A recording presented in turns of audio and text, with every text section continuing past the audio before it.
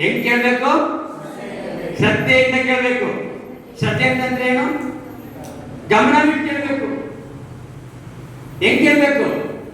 ನೀವು ನಿಮ್ಮ ದೇವರಾದ ಯೆಹೋವನ ಮಾತನ್ನು ಶ್ರದ್ಧೆಯಿಂದ, ಗಮನದಿಂದ, ಭಯಭಕ್ತಿಯಿಂದ ಕೇಳಿ. ನೆಕ್ಸ್ಟ್, ನಾನು ಈಗ ನಿಮಗೆ ಬೋಧಿಸುವ ಆತನ ಆಜ್ಞೆಗಳನ್ನೆಲ್ಲ ಅನುಸರಿಸಿ ನಡೆದರೆ ಆತನು ಭೂಮಿಯ ಮೇಲಿರುವ ಎಲ್ಲಾ ಜನಾಂಗ, ಒಂದು ಜನಾಂಗ ಅಲ್ಲ, ಎರಡು ಜನಾಂಗ ಅಲ್ಲ, ಎಲ್ಲಾ ಜನಾಂಗಗಳಿಗಿಂತಲೂ ಎಲ್ಲಿಗೆ ತರ್ತಾನೆ? ಕುಪ್ಪೆ ತೊಟ್ಟಿಗೆ ತರ್ತಾನ? ಎಲ್ಲಿ ತರ್ತಾರೆ ದೇವರು? ಉನ್ನತ ಸ್ಥಿತಿ ಅಂತಂದ್ರೆ ಏನು? ಆಶೀರ್ವಾದದ ಸ್ಥಿತಿ, ಸಮೃದ್ಧಿಯಾದ ಸ್ಥಿತಿ, ಕೊರತೆ ಇಲ್ಲದ ಸ್ಥಿತಿಯಲ್ಲಿ ದೇವರು ನಮ್ಮನ್ನು ಕರೆದುಕೊಂಡು ಹೋಗ್ತಾನೆ. ಹಲ್ಲೆಲೂಯಾ. ಮೊದಲನೇದಾಗಿ ಏನು?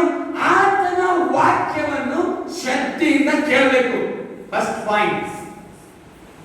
ಎರಡನೇ ಪಾಯಿಂಟ್ ಏನು? ಆತನ ಆಜ್ಞೆಗಳನ್ನು ಅನುಸರಿಸಬೇಕು. ಹೆಂಗ್ ಬೇಕು? ಏನ್ ಮಾಡಬೇಕು?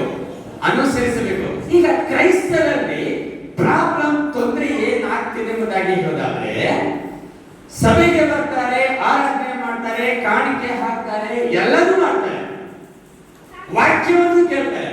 ಆದ್ರೆ ದೊಡ್ಡ ಮಳೆಯಾಗ ಏನಂತ ಹೇಳಿದ್ರೆ ವಾಕ್ಯವನ್ನು ಅನುಸರಿಸಿ ನಡೆಯುತ್ತಿಲ್ಲ. ಅದೇ ದೊಡ್ಡ ಪ್ರಾಬ್ಲಮ್. ಹಲ್ಲೆಲೂಯಾ. ವಾಕ್ಯವನ್ನು ಕೇಳ್ತಾರೆ, ಆರಾಧನೆ ಚೆನ್ನಾಗಿ ಮಾಡ್ತಾರೆ, ಆದ್ರೆ ಬೋಧಿಸುವಂತ ವಾಕ್ಯ, ಸತ್ಯವೇದದಲ್ಲಿ ಬರೆಯಲ್ಪಟ್ಟಂತಹ ವಾಕ್ಯವನ್ನು ಅದರ ಪ್ರಕಾರ ನಡೆಯೋದಿಲ್ಲ. ಅದಕ್ಕೆ ಆಶೀರ್ವಾದ, ಸಮೃದ್ಧಿ ಇರೋದಿಲ್ಲ. ಹಲ್ಲೆಲೂಯಾ. ಶಬ್ದವಾಗಿ ಹಲ್ಲೆಲೂಯಾ. ತಿಂಡಿ ಮಾಡ್ಕೊಂಡು ಬಂದಿಲ್ವಾ? Very good. ಫಾಸ್ಟಿಂಗ್ ಇರಬೇಕು. ಓಕೆ, ದೇವರ ನಾಮಕ್ಕೆ ಸ್ತೋತ್ರ ಉಂಟಾಗಲಿ. ಮೊದಲು ಆತ್ಮಿಕ ಆಹಾರ ತಿನ್ನೋಣ, ಆಮೇಲೆ ಆತ್ಮಿಕ ಆಹಾರ ತಿಂದ್ರೆ ಸೂಪರ್ ಆಗಿರುತ್ತೆ. ಹಲ್ಲೆಲೂಯಾ. ಶಬ್ದವಾಗಿ ನಾನು ನೋಡ್ಬೇಕಿಲ್ಲಿ, ವಾಕ್ಯ ಸತ್ಯ ಕೇಳಬೇಕು. ಅದಕ್ಕೆ ನಾನು ಓದಿಸಿದ ವಾಕ್ಯ ಗಮನವಾಗಿ ಕೇಳಬೇಕು. ವಾಕ್ಯನ ಕೇಳೋದು ಮಾತ್ರವಲ್ಲದೆ ಅದರ ಪ್ರಕಾರವಾಗಿ ನಡೆಯುವುದಕ್ಕೆ ಏನ್ ಮಾಡ್ಬೇಕು? ನಾವು ಒಪ್ಪಿಸಿಕೊಡಬೇಕು. ಪ್ರಕಟಣೆ 1ನೇ ಅಧ್ಯಾಯ, ಬೇಗ ಪಟಾಪಟ ಓದಬೇಕು. ಪ್ರಕಟಣೆ 1ನೇ ಅಧ್ಯಾಯ ಅದರ 3ನೇ ವಚನ ಓದೋಣ. ಈ ಪ್ರವಾದದ ವಾಕ್ಯಗಳನ್ನು ಓದುವಂತವನು, ಕೇಳುವಂತವನು ಏನು? ಪ್ರಾರ್ಥನೆಯಲ್ಲಿ ಅಲ್ಲ, ಪ್ರವಾದನೆ. ಬರೆದಿರುವ ಮಾತುಗಳನ್ನು ಕೈಕೊಂಡು ನಡೆಯುವಂತವರು ಧನ್ಯರು. ಧನ್ಯರು ಅಂತ ಹೇಳಿದ್ರೆ ಅದರ ಅರ್ಥ ಏನು? ಆಶೀರ್ವದಿಸಲ್ಪಟ್ಟವರು. ಹಲ್ಲೆಲೂಯಾ. ಹಲ್ಲೆಲೂಯಾ. ಅಲ್ಲಿ ವಾಕ್ಯದಲ್ಲಿ ಬರೆಯಲ್ಪಟ್ಟಿದೆ, ಈ ಪ್ರವಾದನ ವಾಕ್ಯಗಳನ್ನು ಓದುವವನು, ಕೇಳುವವನು ಧನ್ಯರಂತ ಹೇಳಿಲ್ಲ ಸಾರ್, ಅದರ ಪ್ರಕಾರ ನಡೆಯುವವನು ಧನ್ಯರೆಂಬುದಾಗಿ ಬೈಬಲ್ ಹೇಳುತ್ತೆ. ಹಲ್ಲೆಲೂಯಾ. ಹಲ್ಲೆಲೂಯಾ. ವಾಕ್ಯವನ್ನು ಕೇಳುವವರಾಗಿರದೆ ಅದರ ಪ್ರಕಾರ ನಡೆಯುವವರಾಗಿರುವುದಾಗಿ ಯಾಕೋಬನ ಬರೆದ ಪತ್ರಿಕೆಯಲ್ಲಿ ಬರೆಯಲ್ಪಟ್ಟಿದೆ. ಅದನ್ನು ಕೇಳುವವರಾಗಿರಬಾರದು, ಆಮೇಲೆ ತಟ್ಟಲು ಹೋಗೋದು ಅಲ್ಲ. ಅದರ ಪ್ರಕಾರ ಒಪ್ಪಿಸಿಕೊಳ್ಳುವಾಗ, ವಾಕ್ಯವನ್ನು ಕೇಳಿ ನಡೆಯುವಾಗ ಖಂಡಿತ ದೇವರು ನಮಗೆ ಮಾಡಿದಂತ ಎಲ್ಲ ಪ್ರವಾದನ ವಾಗ್ದಾನಗಳು ನಮ್ಮ ಜೀವಿತದಲ್ಲಿ, ನಿಮ್ಮ ಜೀವಿತದಲ್ಲಿ ನೆರವೇರಿಸುವಂತ ದೇವರಾಗಿದ್ದಾನೆ. ಹಲ್ಲೆಲೂಯಾ. ಹಲ್ಲೆಲೂಯಾ. ಆದ್ದರಿಂದ ದೇವರ ವಾಕ್ಯವನ್ನು ಕೇಳಿ ಅದರ ಪ್ರಕಾರ ನಡೆಯುವಾಗ ದೇವರು ನಮ್ಮ ಜೀವಿತದಲ್ಲಿ ಅದ್ಭುತ ಮಾಡಲಿಕ್ಕೆ ಶಕ್ತನಾಗಿದ್ದಾನೆ. ಯಾಕೆ ನಮ್ಮ ಜೀವಿತ ಅದ್ಭುತ ಕಾಣಕ್ಕೆ ಸಾಧ್ಯವಾಗ್ತಿಲ್ಲ, ಬಿಡುಗಡೆ ಕಾಣಕ್ಕೆ ಸಾಧ್ಯವಿಲ್ಲ? ಯಾಕೆ? ಹಲ್ಲೆಲೂಯಾ. ವಾಕ್ಯದ ಅನುಸಾರವಾಗಿ ನಮ್ಮ ಜೀವಿತವನ್ನ ಒಪ್ಪಿಸಿಕೊಳ್ಳೋದಿಲ್ಲ. ನಾವು ಹೇಳ್ತೇವೆ ನೋಡಿ, ದೇವರನ್ನ ನಂಬದೇ ಇರುವಂತಹ ಜನರು ಕಾರಲ್ಲಿ ನಡೀತಾರೆ, ಬೈಕಲ್ಲಿ ನಡೀತಾರೆ, ಶೂಟ್ ಹಾಕ್ತಾರೆ, ಬೂಟ್ ಹಾಕ್ತಾರೆ, ಮೈಕಪ್ ಬೆಳಿತಾರೆ, ಏನಪ್ಪ ಅಂತಾರೆ ಅನ್ಕೊಳ್ತೀವಿ ನಾವು. ಯಾಕೆ? ದೇವರ ಮಕ್ಕಳು ಅಲ್ಲಿ ಬೈಬಲ್ ಏನ್ ಹೇಳ್ತದೆ? ಎಲ್ಲಾ ಜನಾಂಗಗಳಿಗಿಂತಲೂ. ಯಾವ ಜನಾಂಗ? ಎಲ್ಲಾ ಜನಾಂಗ. ಈ ಭೂಲೋಕದಲ್ಲಿ ಎಷ್ಟು ಜಾತಿ, ಜನಾಂಗ, ಕುಲ, ಭಾಷೆಗಳಿದ್ದಾರೋ ಅವರೆಲ್ಲರಿಗಿಂತಲೂ ಉನ್ನತ ಸ್ಥಾನದಲ್ಲಿ ಇದ್ದೇನೆ. ಯಾಕಂತ ಹೇಳಿದ್ರೆ ನಮ್ಮ ದೇವರು ಉನ್ನತ ಲೋಕದಲ್ಲಿರುವಂತ ನಮ್ಮ ದೇವರಾಗಿದ್ದಾನೆ. ಆತನು ಭೂಲೋಕದಲ್ಲಿ ವಾಸ ಮಾಡುತ್ತ ದೇವರಲ್ಲ, ಪರಲೋಕದಲ್ಲಿ ವಾಸ ಮಾಡುತ್ತ ದೇವರು. ಹಲ್ಲೆಲೂಯಾ! ಶಬ್ದವಾಗಿ ಹಲ್ಲೆಲೂಯಾ ಹೇಳಬೇಕು. ವಾಕ್ಯ ಬಂದ್ರೆ ಆಮೇಲೆ ಹಲ್ಲೆಲೂಯಾ ಎಂಬುದಾಗಿ ಇದನ್ನ ಸ್ವೀಕರಿಸಿಕೊಳ್ಬೇಕು.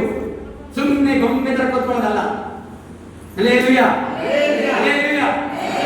ಕಥೆ ಕೇಳಕ್ ಬಂದಿಲ್ಲ, ವಾಕ್ಯವನ್ನು ಕೇಳಿ ಆಶೀರ್ವಾದ ಪಡೆದುಕೊಳ್ಳೋದಕ್ಕಾಗಿ ಬಂದಿದ್ದೇವೆ. ಎಷ್ಟು ಜನರಿಗೆಲ್ಲ ಆಶೀರ್ವಾದ ಬೇಕು? ನೋಡಿ, ಇಷ್ಟೇ ಸಾಕಾಗ ಆಶೀರ್ವಾದ ಬೇಕು. ಎಷ್ಟು ಜನಕ್ಕೆ ಆಶೀರ್ವಾದ ಬೇಕು? ನಮ್ಮ ದೇವರು ಆಶೀರ್ವಾದ ಮಾಡುವಂತ ದೇವರು. ನಮ್ಮ ದೇವರು ಆಶೀರ್ವಾದ ಮಾಡುವಂತ ದೇವರು. ಅಸಾಧ್ಯವನ್ನು ಸಾಧ್ಯವಾಗಿ ಮಾಡುವಂತ ದೇವರು. ಇಲ್ಲದನ್ನು ಇರುವ ಹಾಗೆ ಮಾಡುವಂತ ದೇವರು. ಬರಿದನ್ನು, ಶೂನ್ಯವಾಗಿದ್ದದನ್ನು ಸಮೃದ್ಧಿಯಾಗಿ ತುಂಬಿಸುವಂತ ದೇವರು ನಮ್ಮ ದೇವರಾಗಿದ್ದಾನೆ. ಹಲ್ಲೆಲೂಯಾ! ಆತ ನಂಬುವರು ಭಿಕ್ಷೆ ಬೇಡುತ್ತಿರುವುದನ್ನು ನೋಡಿದಂಬುದಾಗಿ ದಾವೀದನು ಹೇಳ್ತಾನೆ. ಬಡಸ್ತಿನದಲ್ಲಿ, ಹೀನಸ್ತಿನದಲ್ಲಿ ಇರುವುದನ್ನು ನೋಡಿಲ್ಲ. ಕಾರಣ, ನೀನು ಸತ್ಯವಂತ ದೇವರು, ನೀನು ಜೀವವುಳ್ಳ ದೇವರು, ಪ್ರಾರ್ಥನೆಗೆ ಸದುತ್ತರ ಕೊಡುವಂತ ದೇವರು, ಕಣ್ಣೀರನ್ನು ಒರೆಸುವಂತ ದೇವರು, ಇಕ್ಕಟ್ಟಿನಲ್ಲಿ ಸಹಾಯ ಮಾಡುವಂತ ದೇವರು, ರೋಗದಲ್ಲಿ ಆರೋಗ್ಯವನ್ನು ಕೊಡುವಂತ ದೇವರು, ಸೋತು ಹೋದ ಸಮಯದಲ್ಲಿ ಜಯವನ್ನು ಕೊಡುವಂತ ದೇವರು ನಮ್ಮ ದೇವರಾಗಿದ್ದಾನೆ. ಹಲ್ಲೆಲೂಯಾ! ಆತನ ಮರಣವನ್ನು ಜಯಿಸಿ, ಲೋಕವನ್ನು ಜಯಿಸಿ, ಸೈತಾನನ ತಲೆಯನ್ನು ಚೆಚ್ಚಿ ಹಾಕಿ, ಮತ್ತೆ 3 ದಿನದಲ್ಲಿ ಎದ್ದು ಬಂದು ಪುನರುತ್ಥಾನಾಗಿ ತಂದೆ ಬಲಭಾಗದಲ್ಲಿ ಕುಳಿತು ವಿಜ್ಞಾಪನೆ ಮಾಡ್ತಾ ಇದ್ದಾನೆ. ಯಾರಿಗಾಗಿ ವಿಜ್ಞಾಪನೆ ಮಾಡ್ತಾ ಇದ್ದಾನೆ? ನಿಮಗಾಗಿ, ನಮಗಾಗಿ ವಿಜ್ಞಾಪನೆ ಮಾಡ್ತಾ. ಹಲ್ಲೆಲೂಯಾ! ಹಲ್ಲೆಲೂಯಾ! ನಮಗಾಗಿ ಪ್ರಾರ್ಥನೆ ಮಾಡುವಂತ ದೇವರಾಗಿದ್ದಾನೆ. ನಾವು ಕಣ್ಣೀರಿನ ಮಧ್ಯದಲ್ಲಿ ಹಾದು ಹೋಗುವಾಗ, ಕಷ್ಟದ ಹಾದಿಯಲ್ಲಿ ಹಾದು ಹೋಗುವಾಗ, ರೋಗದಲ್ಲಿ, ಬಲಹೀನತೆಯಲ್ಲಿ ಇರುವಾಗ ನಿನ್ನನ್ನು ನೋಡಿ ನಗುವಂತ ದೇವರಾಗಿರುವ ದೇವರಲ್ಲ ಅವರು. ನಿನ್ನ ಕಷ್ಟದಲ್ಲಿ, ನಿಮ್ಮ ಕಣ್ಣೀರಲ್ಲಿ ಜೊತೆಗಿದ್ದು ನಡೆಸುವಂತ ದೇವರು. ಹಲ್ಲೆಲೂಯಾ! ಅದಕ್ಕೆ ದಾವೀದನು ಹೇಳ್ತಾ ಇದ್ದಾನೆ, ಸ್ವಾಮಿ, ನಾನು ಕಾಲಗಟ್ಟಲಿನ ಕಣಿವೆಯಲ್ಲಿ ನಡೆಯುವಾಗಲೂ ನೀನು ಹತ್ತಿರವಿರುವುದರಿಂದ ನಾನು ಕೇಳಿಗೆ ಹೆದರೋದಿಲ್ಲ. ಯಾವ ಸೈತಾನಕ್ಕೂ ಹೆದರೋದಿಲ್ಲ, ಯಾವ ಅಂಧಕಾರಕ್ಕೂ ಹೆದರೋದಿಲ್ಲ, ಯಾವ ಬಲಹೀನತೆಗೆ ಹೆದರೋದಿಲ್ಲ, ಯಾವ ರೋಗಕ್ಕೂ ಹೆದರೋದಿಲ್ಲ, ಯಾವ ಸಮಸ್ಯೆಗೂ ಹೆದರೋದಿಲ್ಲ. ಕಾರಣ, ನೀನು ನನ್ನ ಸಂಗಡ ಇದ್ದೀ ಎಂಬುದಾಗಿ. ಆಮೇಲೆ ನಮಗೆಲ್ಲ ಕಷ್ಟ ಬಂದ್ರೆ, ಸಮಸ್ಯೆಗಳು ಬಂದ್ರೆ, ಏನೋ ಒಂದು ಕಾರ್ಯಗಳು ನಮ್ಮ ಜೀವಿತದಲ್ಲಿ ನಡೆದ್ರೆ ನಾವೇನ್ ಹೇಳ್ತೀವಿ? ದೇವರಿಗೆ ಕೈಯೂ ಇಲ್ಲ, ಕಾಲು ಇಲ್ಲ, ಕಣ್ಣು ಇಲ್ಲ ಅಂತ. ಅಯ್ಯೋ, ಈ ಕಷ್ಟ ನೋಡೋದು ಯಾರಿಲ್ವಾ? ಈ ಸಮಸ್ಯೆ ದೇವರು ಕಾಣಿಸ್ತಾ ಇಲ್ವಾ? ಹಲ್ಲೆಲೂಯಾ! ಎಲ್ಲ ಕಾಣಿಸ್ತಾ ಇದೆ. ಅದನ್ನು ಜಯಿಸಬೇಕು ನೀನು.